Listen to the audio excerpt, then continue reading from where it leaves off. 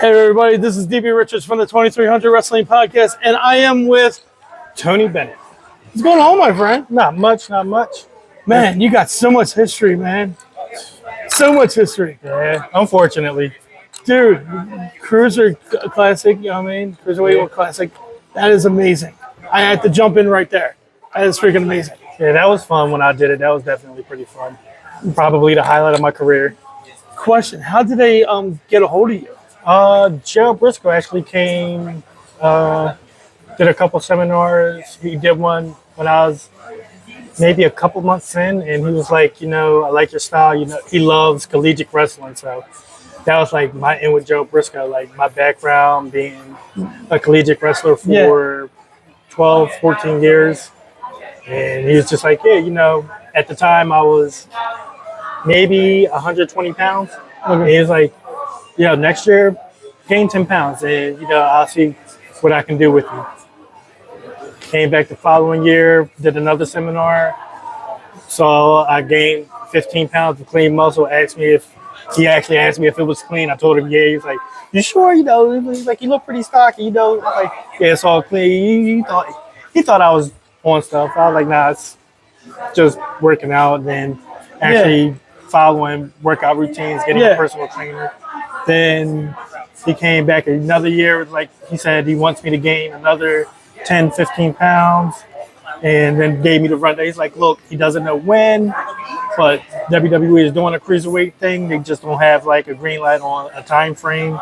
And then around 2015, he came, did another camp, and was like, this is the rundown. This is what's going on. Be on the lookout for this, this, and this.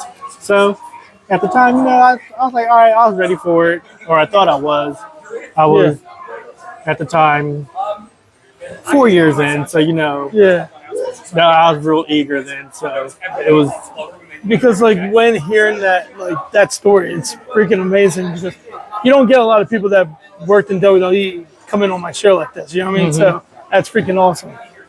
Did you work around anybody like Triple H or? I was around Triple H not a good portion of the time, but a good portion of the time where he actually suggested when I still had the high top, he was like, I want to take, because I wore two pairs of shades, shutter shades. I wore one on my face, one in my hair, and he made a joke. It was just like, maybe you should put like googly eyes in your hair. He's like, I just want to cut holes out and put googly eyes. Then he's like, or do like the Mr. Potato Head eyes and put them in your hair, just throwing out crazy ideas and just being around him. I was like, wow, this guy, you think being in an environment like that, people are real professional, real serious, but he was real down to earth, real chill, real laid back.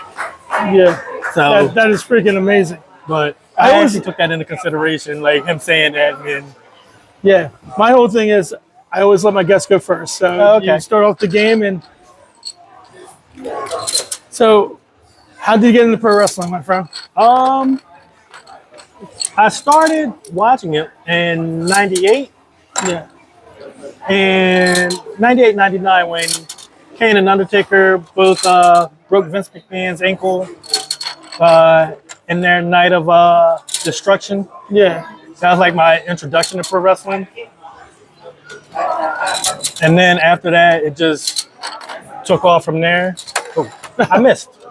That was my introduction. Then I kept watching it, grew up watching guys like Rikishi, Too Cool, guys like that.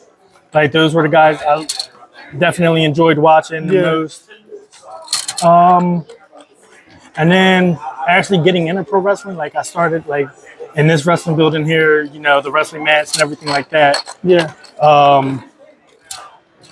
I worked out here, it's open to Paul for alumni, so the gym. And then one day I'm in here working out, and I came in to jump rope and do a little bit of cardio and saw the wrestling ring set up, and contacted the wrestling coach, and I was like, hey, what's going on? There's a wrestling ring. And he was like, oh yeah, that's these guys. And gave me the rundown for who to contact and how to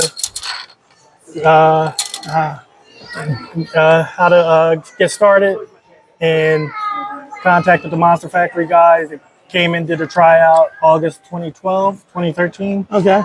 And after that, I just stuck with it. Like it was more so I didn't even have like full intentions on following through with it. It was just like I'm gonna do the tryout and whatever, just to say I did it, hee hee ha ha. But I don't know, for some reason I stuck with it, and here I am 10 years later. What was the best advice you ever been given before we end this thing?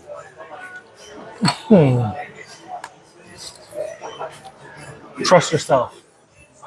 Okay, I like that one. That one's different. Yeah, it was one of the things. I talked to a lot of guys, and Drew Gulak told me that from the beginning. He's like, if you want to believe, if you think you can do something, if you like, people are going to tell you all the time that this isn't going to work, that won't work. Yeah. He's like, if you see yourself doing something and you have that vision, trust yourself. So, You want to do one more question? sure. Table of 5, okay? You're the 5th person at the table, and you had to pick 4 other cruiserweights that you were in the cruiserweight tournament. Who was in the cruiserweight tournament? Who would you put at the table with you? Rich Swann, Cedric Alexander, TJP.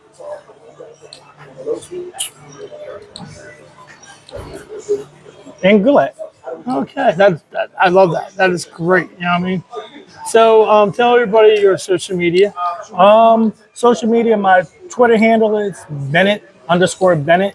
So BEENIT _Bennett BENNETT. And then Instagram is Bennett Ant, my last name, and then ANT. Got to update that and change it to my new name. I'm Tony Bennett now, not Anthony Bennett. So eventually I'll change it. But you're still Anthony, but Tony. You know what I mean? Yeah. You're still Anthony. Right? Yeah. But I'm not that Tony Bennett. I have an A, not a Y. Just for the record, I'm not dead. The other one is. Before you go, where will we see you next? August 19th, I'll be at Super Crazy in Gloucester, New Jersey. Yes. And show bell time is at noon. Yes. August 19th. August 19th. Don't piss off the dog. Messing that up. Don't worry, I won't. Thank you very much, and we'll see you in the ring.